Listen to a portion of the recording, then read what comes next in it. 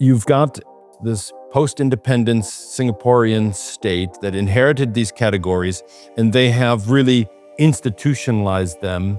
These are the categories that were created in the past. This is the life they have. It's this overlapping of, as we said, past, present, and future. Who is doing the engineering for diversity or against diversity?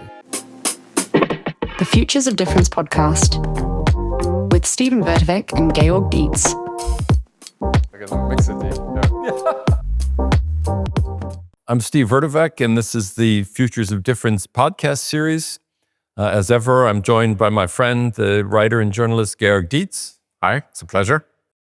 And in this episode, we're going to be talking about the pasts, presents, and futures of social difference, of key social categories. And the premise is that in order to understand where we're at today with certain key social categories and the debates and contestations that they have, and in thinking about the future trajectories and meanings of key social categories of difference, we do have to consider the pasts of these categories, how they were constructed some time ago, who did the construction, and to what effect, how have they shaped societies already leading up to today.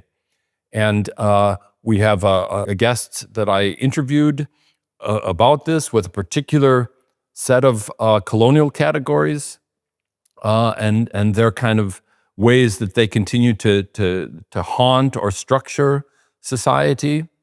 But first, I don't know, Georg, what perspectives do you have on the past? You're a trained historian as well as a journalist. No, for sure. For me, it becomes more and more relevant these days to understand how things evolved. And if I see the contestation around the question of decolonialism, I think it's hugely meaningful because there's always a negative energy. There's a reason for that energy, because I think in today's political environment, governments or pundits or the media or interested parties want to use history to streamline the present and the future in some way. I think it's usually important to understand where difference comes from. And you say sort of difference in social categories. I would also say, we talked about migration a bit, like or we talked about globalization. So there were different phases of globalization actually happening. And one was colonialism in a certain way, that the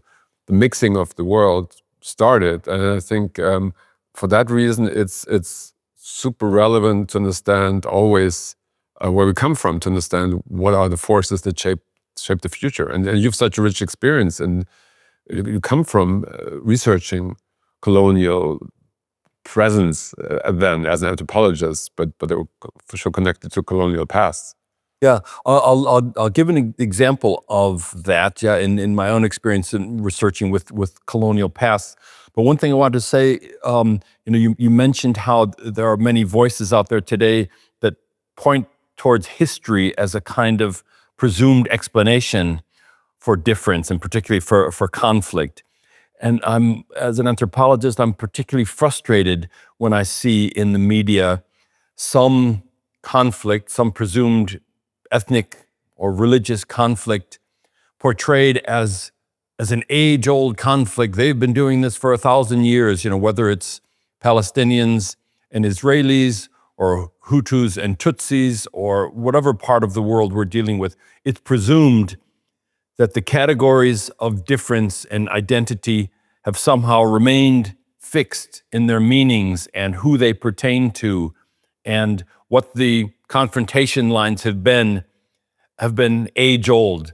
And if nothing else, one of the lessons that we're trying to convey in this podcast series is that social categories are absolutely malleable, and their meanings and boundaries change continually through time.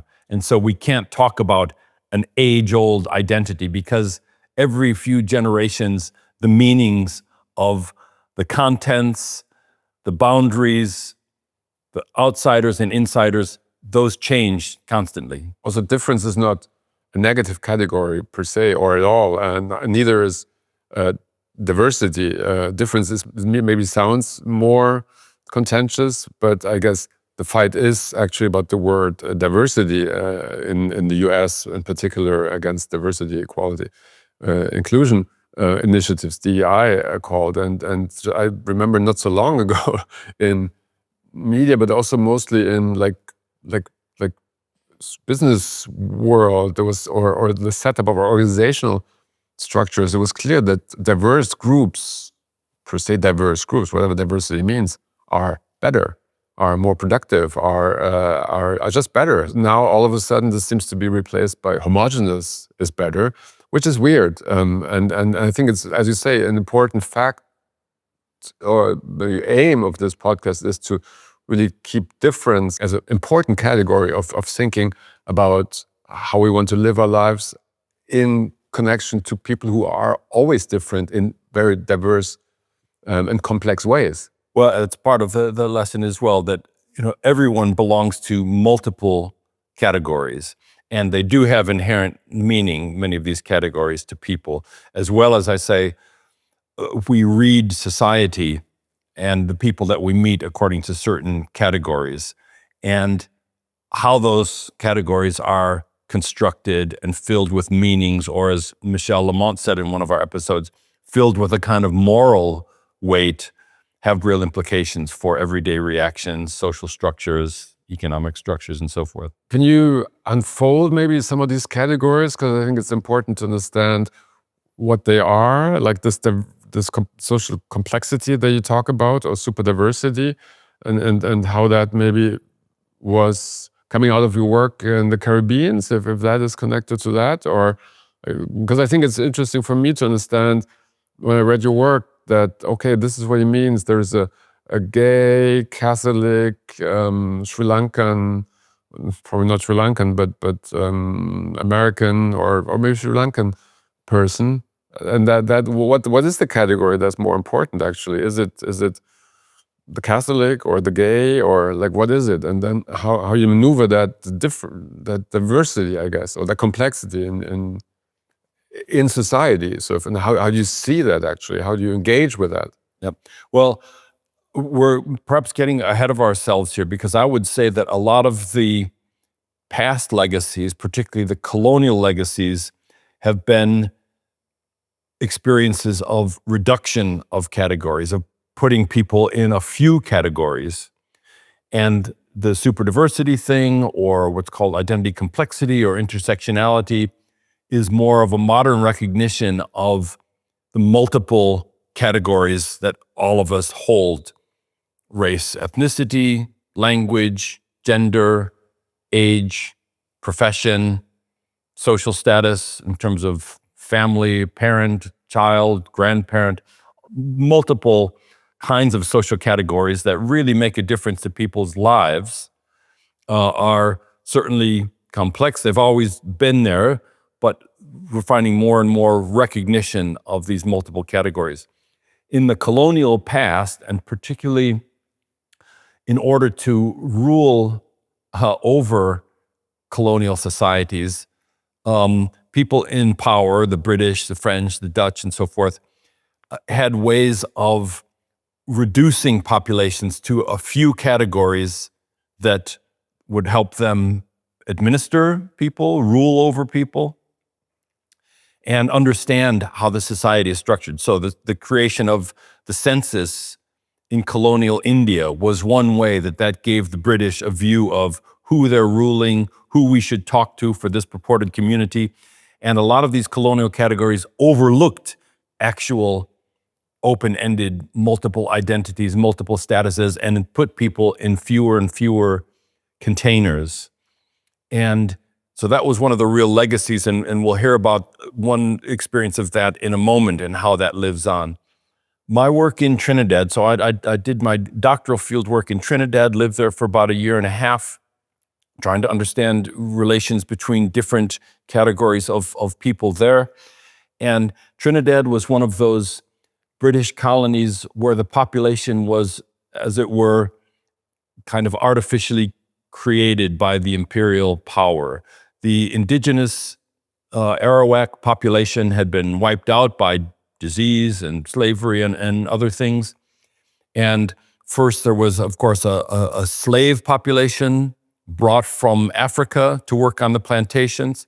After the abolition of slavery in the 1830s, the British needed labor, a kind of docile labor force that could be sort of dragooned into action. And so they brought indentured laborers from India. So right there you have an artificially constructed society, 40% African background, 40% Indian background, and then the rest of the population comprised of French, British, Jews, Lebanese, other people who came for economic purposes.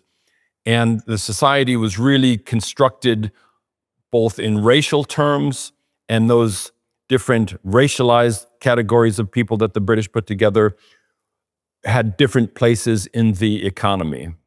So freed African laborers as a kind of pre-industrial craft, semi-skilled labor force, Indian indentured as the agricultural force, and all the rest being kind of business people and in commerce and so forth. So you had this really strangely constructed society. So I looked at what happened under those conditions and after those conditions, and then particularly as Trinidad gained its independence, those groups, particularly Africans and Indians, became political competitors, which they weren't before. And that changed the dynamics and the shape of what these social categories were.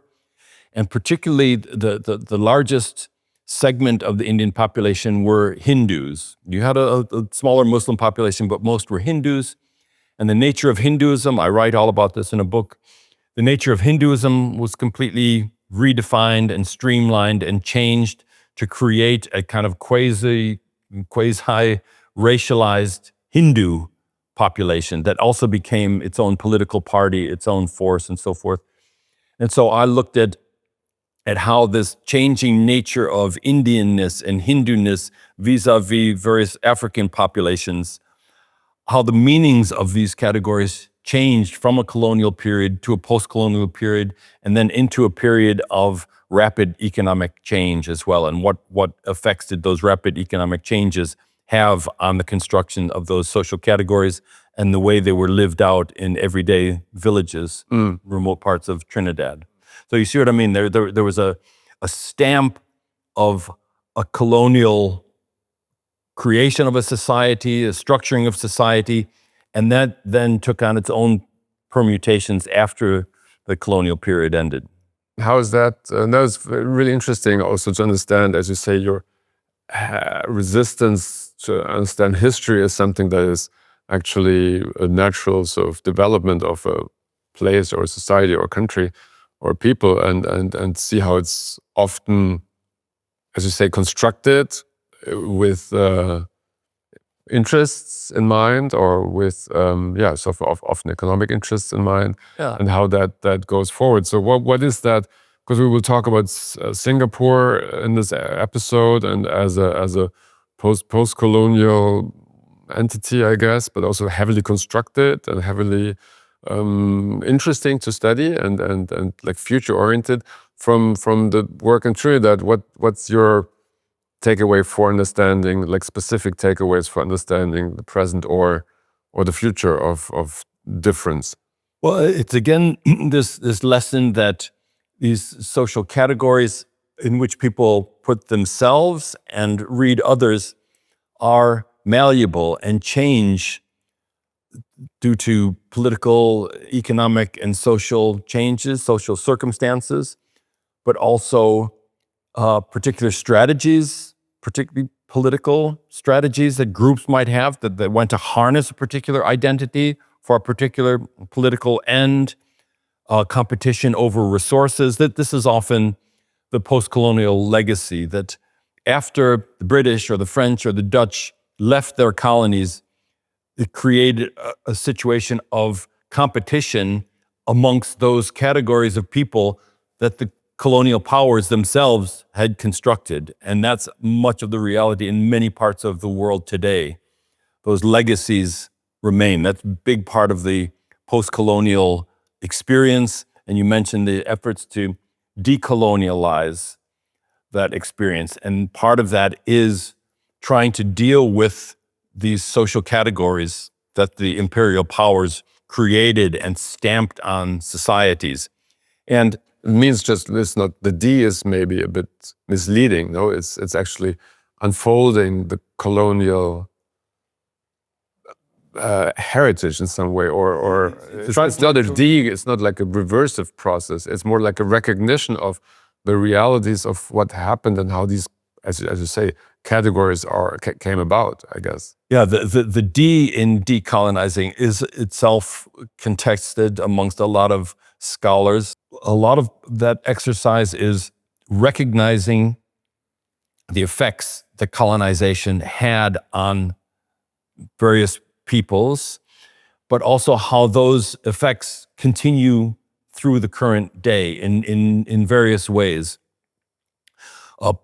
Particularly by way of social structures, of making some people in more advantageous positions than others. And those weren't natural. Often those were due to the labor relations or economic structures or politics that the colonizers themselves had stamped on a society in order to run it for their purposes.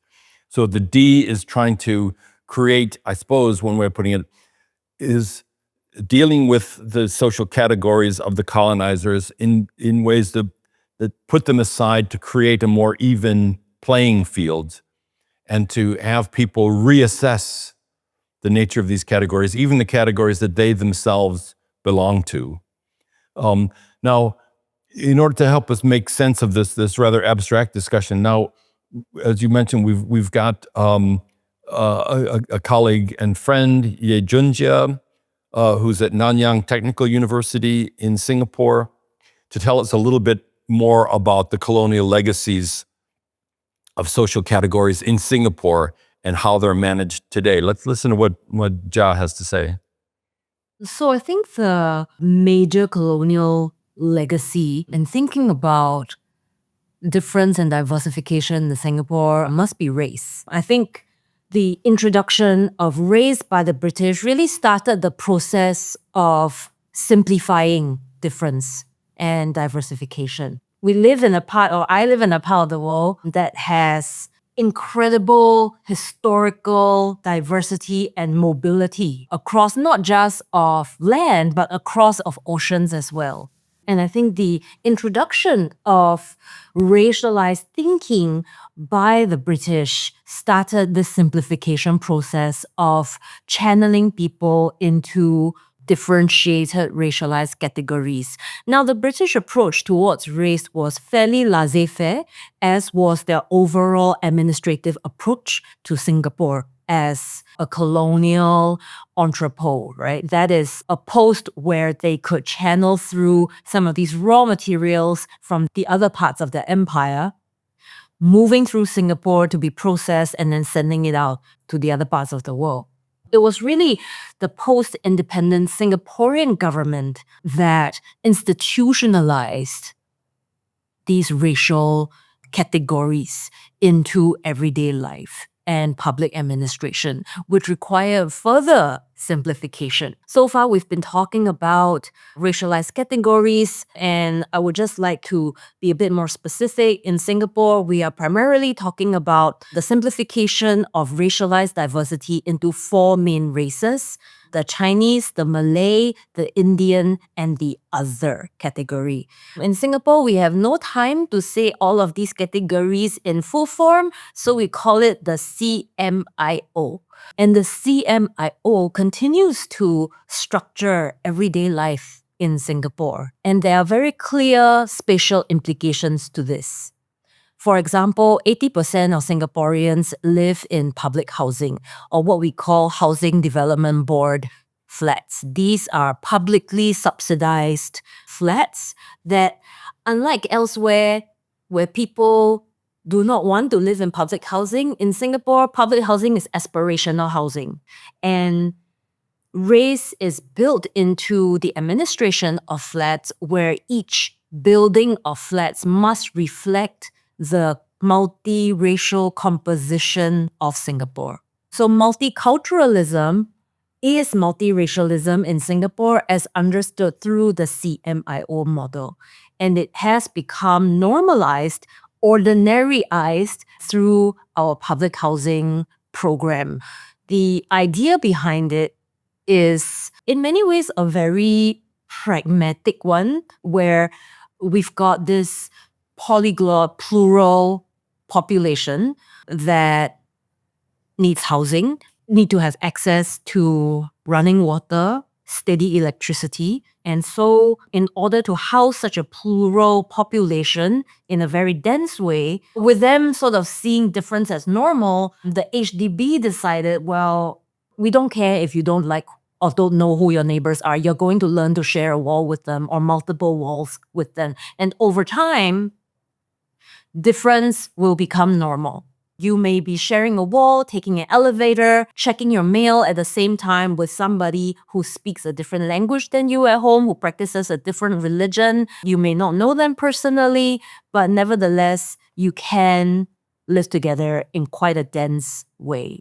So race, in that sense, is structured into our multi-racialized spaces. It has also been made to be quite a ordinary, unspectacular part of Singaporean living.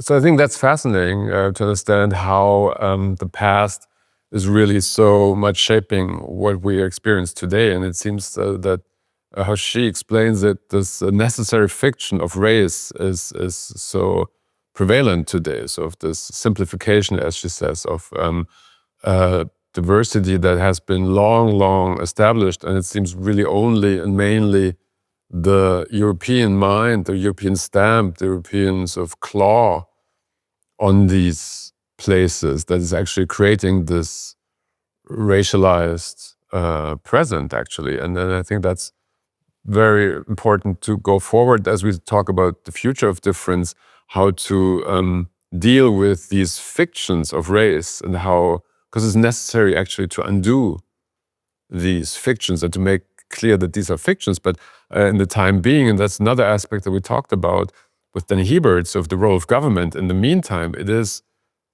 even more simplified to make societies work in some way and in the Singaporean context. So if it's clearly shaping public policy. I think these are two really interesting factors, because we talk about in some way migration. I mean, we might talk about that in this context as well. I guess Singapore is a big migrant sort of state, has a big migrant community. I think it's really to the point of this episode. It is important to understand, like, these are the categories that were created in the past. This is the life they have.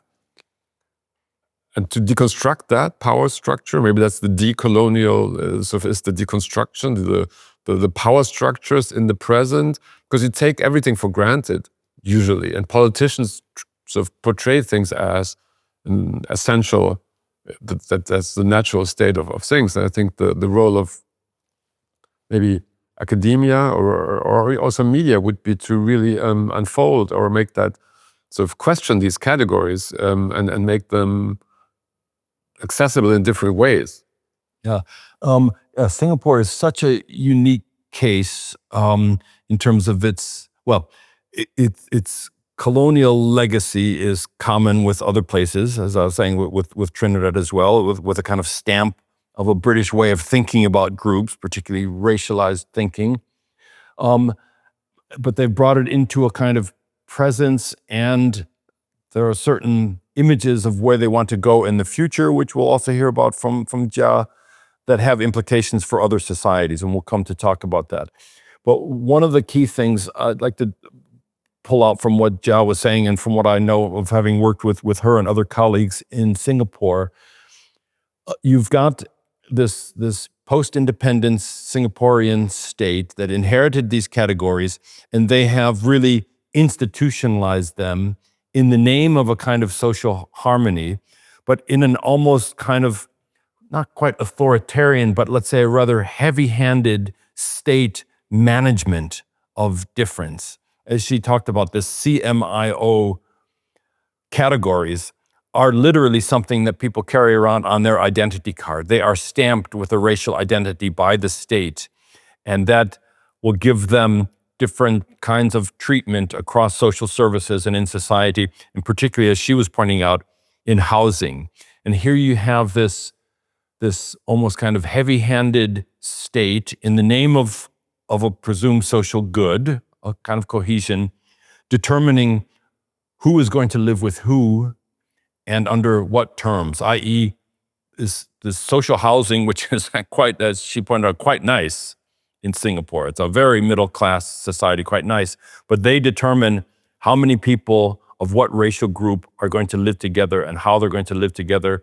And in all the public announcements on the underground and all of these sorts of things, this reinforcement of racial categories is around people all the time, and the state is desperate to maintain good relationships between people put in these racial blocks, as it were. So the goal is different. So can you explain that a bit more? The goal what's is the thinking behind that? To reinforce a racial category at all times, and to, as it were, enforce what we talked about in social scientists as the contact theory. They want to make sure that people are coming into everyday contact with a racialized other in such a way that a familiarity and a modus vivendi will evolve out of that.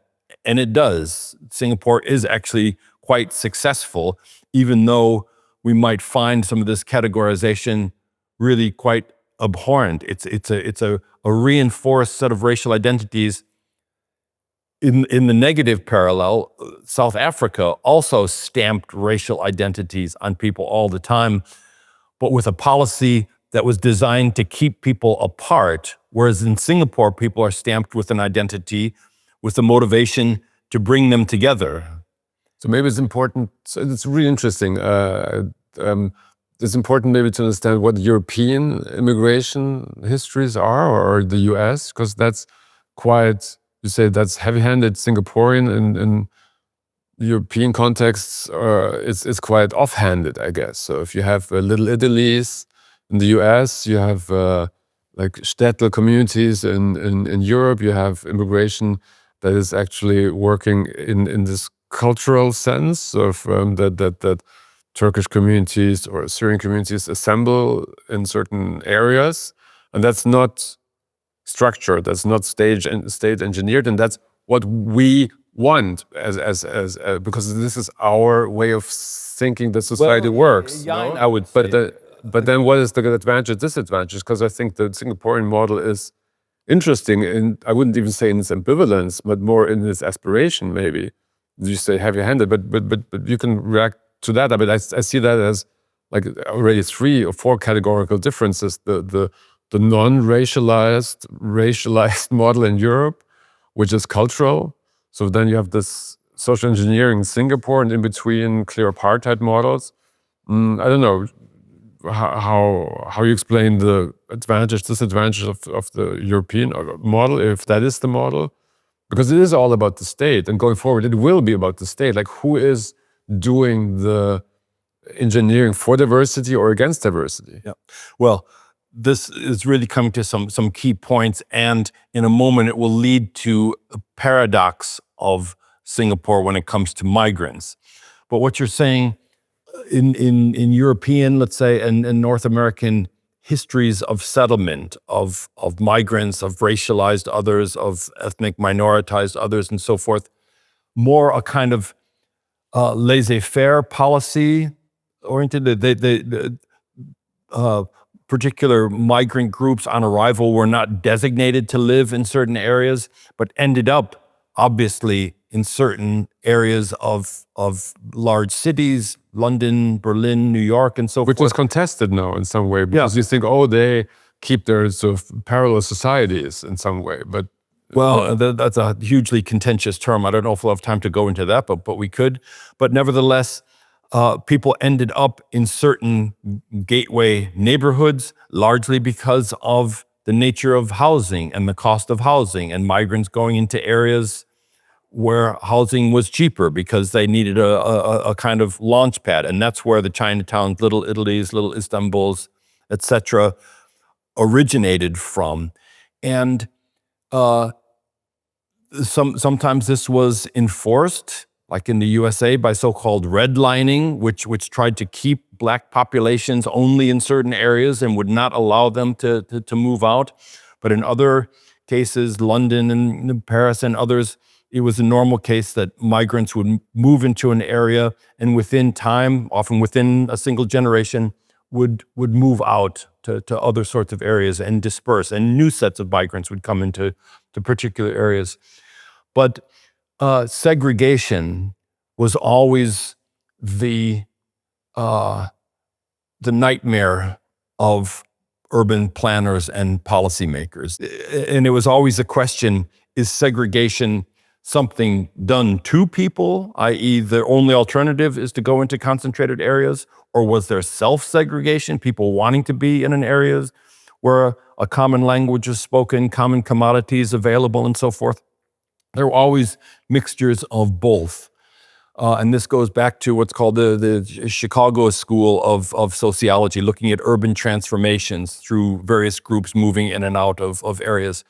And segregation of groups, of creation of so-called ghettos or imagined parallel societies was always, as I say, something that policymakers always tried to move against. And right now in Denmark, we see this in a very heavy-handed way, ways of trying to break up communities, of enforcing people to move out in the name of some imagined good.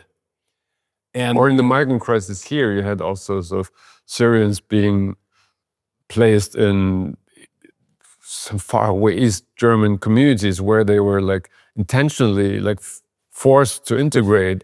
And that was like a very weird concept of social engineering without any real thinking behind it, real infrastructure behind it. And it's a highly debated issue. Some would say that the creation of ethnic enclaves is actually a good thing that helps as a step process of integrating people. Yeah. Other policymakers would say, no, this is a bad thing because of this idea of parallel societies, that they don't need to talk to anybody else or learn the language and so forth. And, you know, through our research at our institute and research of other colleagues, of course, we're going to say it's much more complex than that. It's a matter of having it both ways. But nevertheless, in places like Singapore, we see this combined recognition of certain social categories, whether they are adopted by people themselves or not. They seem to say that, well, these are the stamp we're going to put on people, and we're going to construct our urban spaces by way of making people live together. And this is a model that's been working, except when we come to new migrants. And they, the Singaporean state, has decided we are going to segregate and keep difference. And Junjia Ye has something interesting to say about that. Let's hear what she has to say. I think what is distinctive about migration in Asian cities, certainly in Singapore, and increasingly being picked up elsewhere, is the enforcement of transience. And I think recognizing enforced transience of migrants has major implications in migration studies, which I think for a very long time has privileged the study of permanent migration or so-called settler migration. Asian cities, Singapore, for example, enforces transience for the majority of new arrivals.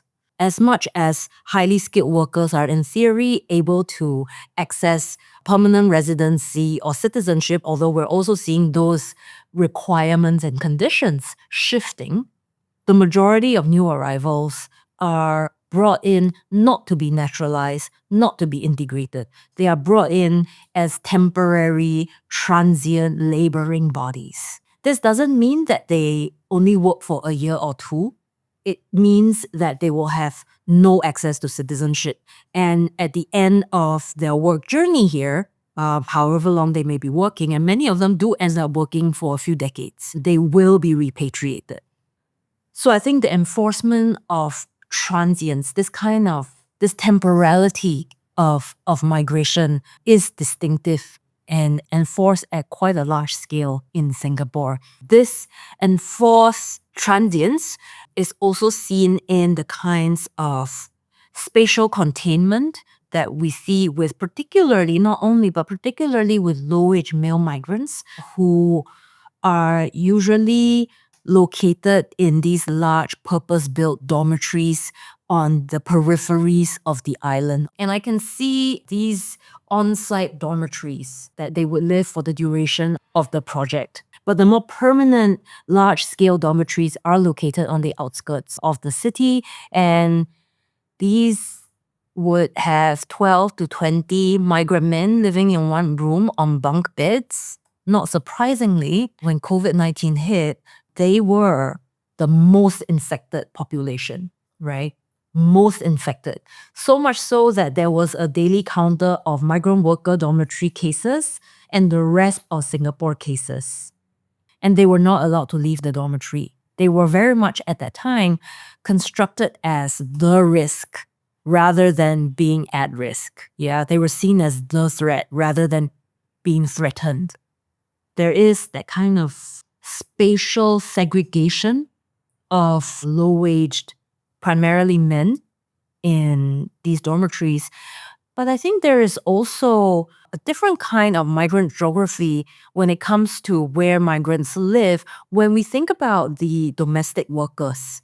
Domestic workers in Singapore, the majority of them live with their employer. And currently, the ratio is every 1 in 5 Singaporean households has a domestic worker living with them. So these will be migrant workers who are very much a part of our public housing landscape as well, right? In fact, they're probably within the neighborhood even more than many of us, yeah? When many Singaporeans would leave the neighborhood to go to work during the day, it is the domestic workers who would be walking kiddo to kindergarten, who would be making sure that grandma and grandpa get their daily exercises in the park or along the what we call park connectors.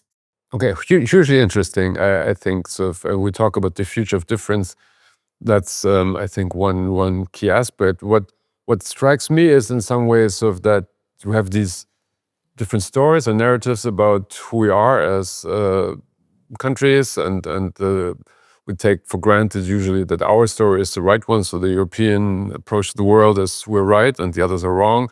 So that still goes on. That Singapore is a weirdly authoritarian country which enforces race in a way that we're like above.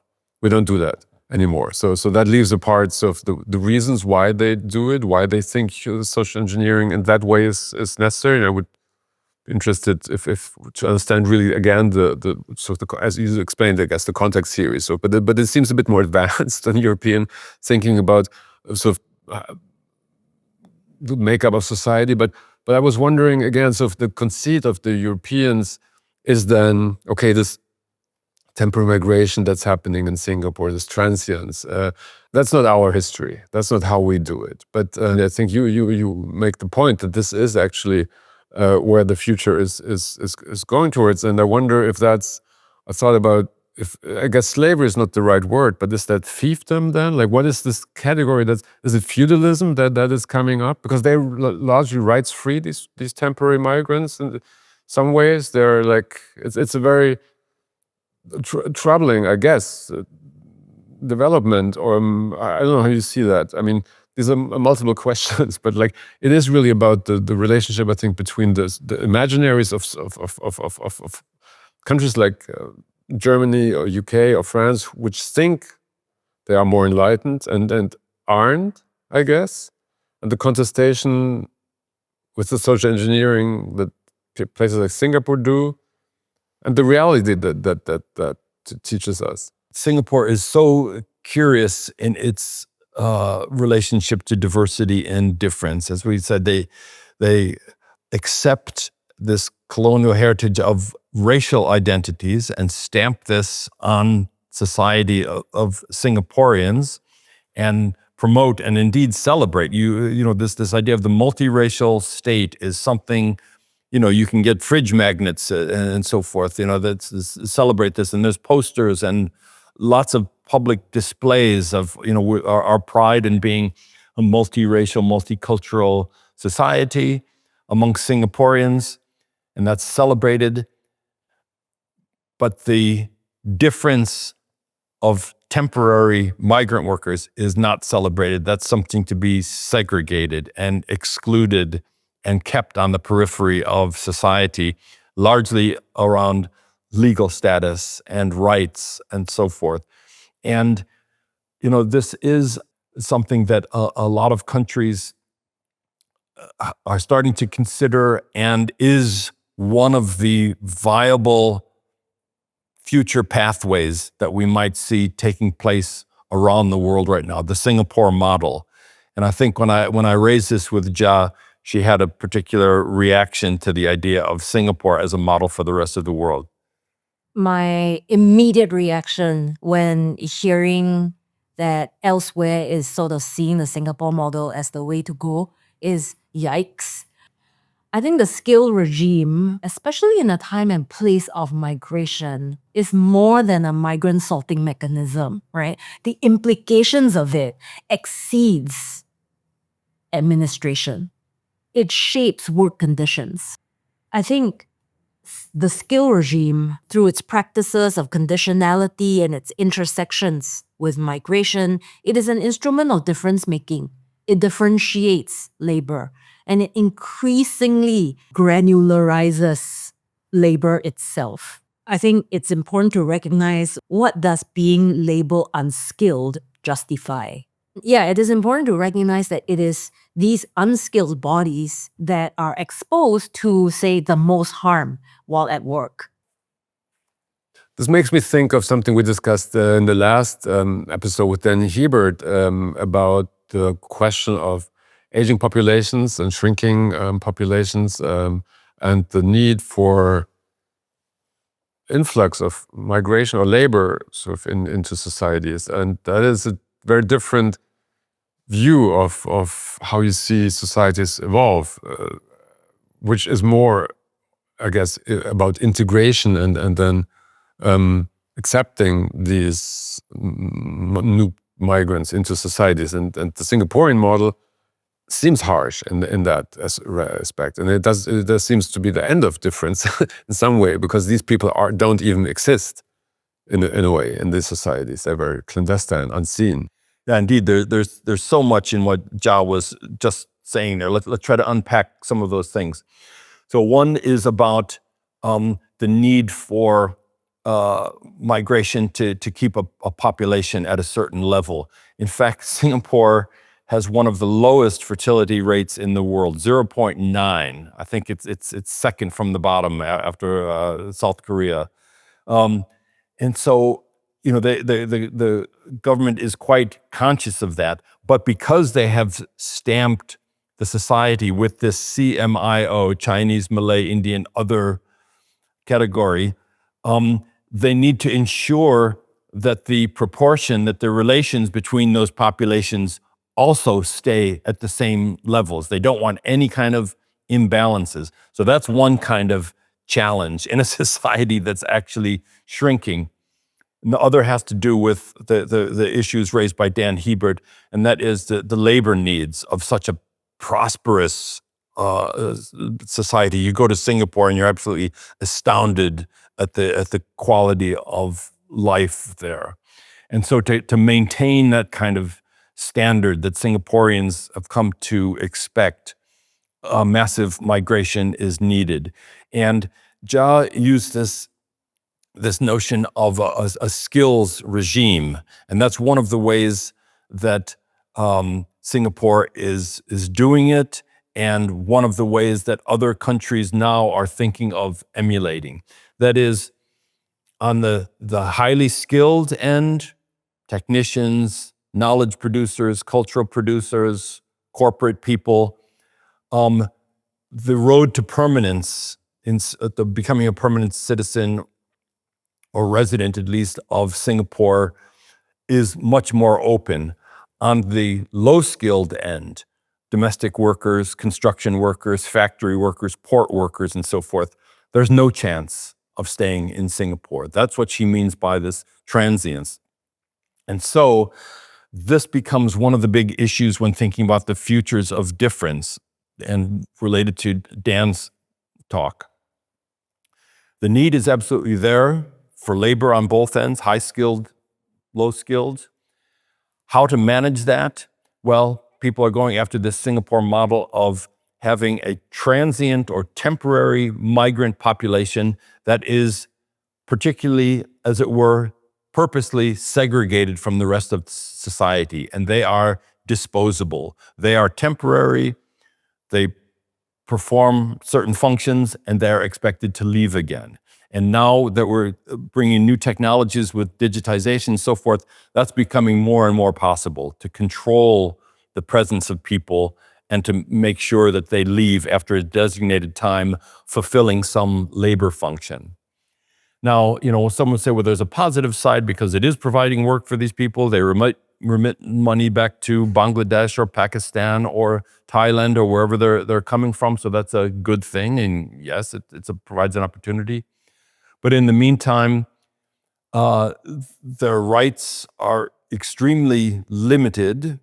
Their voice, they're tied to their employers. Their exportability really can be seen as dehumanizing as well. And is that a viable model for a lot of societies in the future? But it's really being talked about, and I was just reading about it in The Economist today. This is a model being put forward by a lot of economic realists. We should have much more migration in Europe as well. Yeah. We should have much more migration, but forget about all this integration stuff or population replacement. Let's just build dormitories and contain people and bring just their labor. Now, what a lot of people raise, and we're in Germany, and there's the example of guest workers. Germany did kind of do that from the 1950s to the 1970s, have people who were deemed to be temporary workers, just guest workers, and they were expected to go back to Turkey or to Yugoslavia or to Italy or Greece.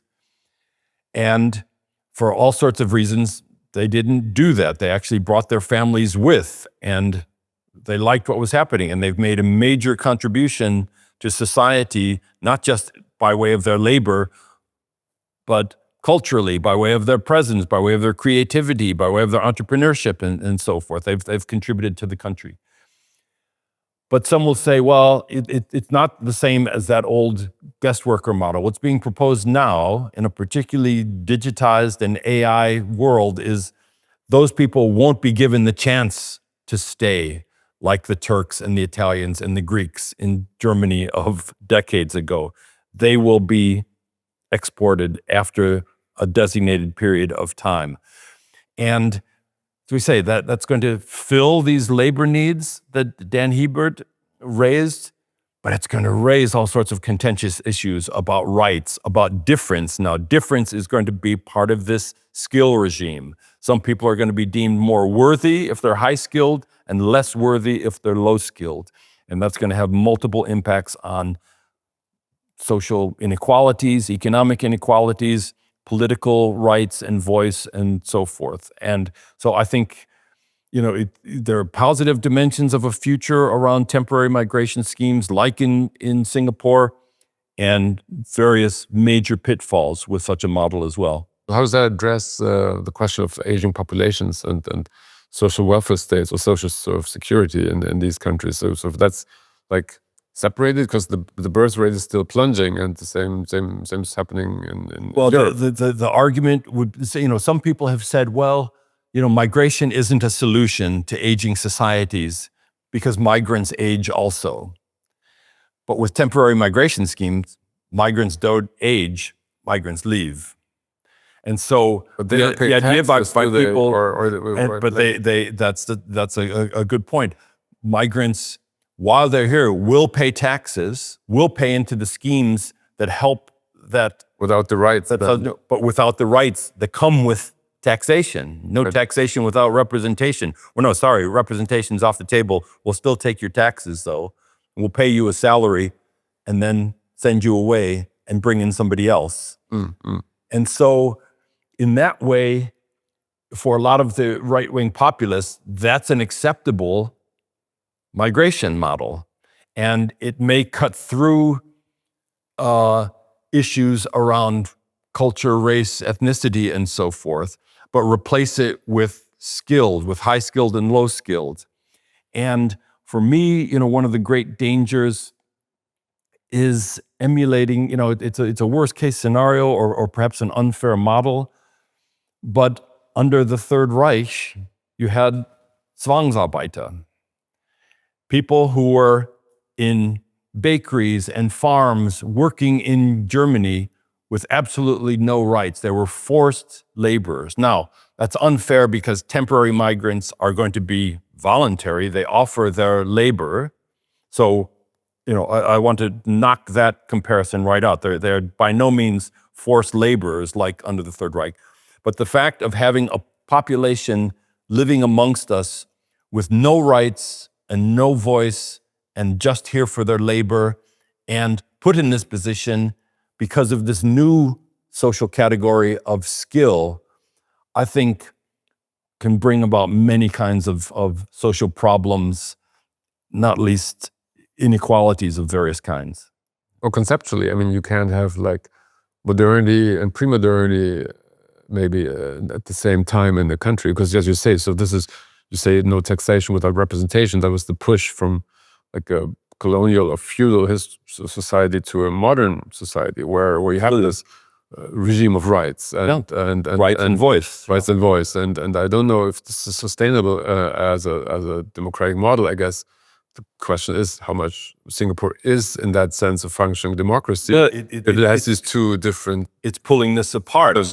Rights and voice, yes, but only for some. And is that the kind of society we want to live in? Me not. That's, of course, quite a provocation. I think it is interesting, though, to think about these dystopian futures. And as we discussed in this episode, the past, present, and futures, which are overlapping in certain ways. I think this is a post-rights or pre-rights regime that we're entering that is, in some way, a neo-colonial era. And we clearly live in the colonial present where like the search for raw earth is connected to sort of colonial practices on the African continent, and the same with these domestic workers. That seems a sort of transient colonial practice that is I think hugely destructive for understanding how democratic societies should evolve. And you bring up the guest workers example. I think that is, as a German,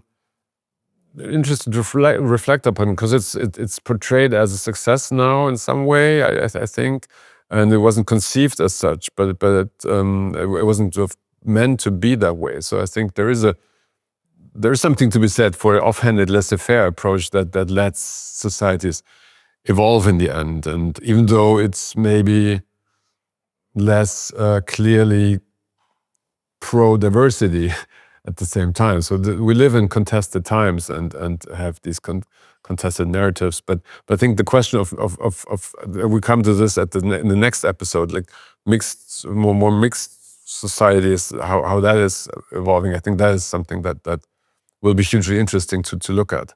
Yeah, and I agree. And one of the real lessons that Jia, and other colleagues have presented us by way of Singapore is this overlapping of, as we said, past, present, and future. How the colonial past is still stamped on society in important structural, institutional, policy ways, but how a new future is emerging, what she calls this skills regime. It's a resorting of society, not along racial terms, but upon skills and what people offer, and those skills being translated into various legal and economic statuses, and even different temporalities. Some people with high skills giving long-term perspective, people with low skills giving short-term perspectives. This is a resorting of society. Indeed, Jia talks about migration sorting regimes and how skills becomes a new mode of difference, a new social category. And this is, I think, going to be playing out around societies around the world. So that's one set of future dynamics, as you say, that we've put our finger on and discussed. And in the next episode of the podcast series, we'll talk about a different kind of emergent social reality, and that is the so-called mixing of people of different heritage, one of the fastest growing categories of difference that there is, which is going to play out very importantly and very differentially in the future. Okay, I'm excited. Thanks. Good. The Futures of Difference podcast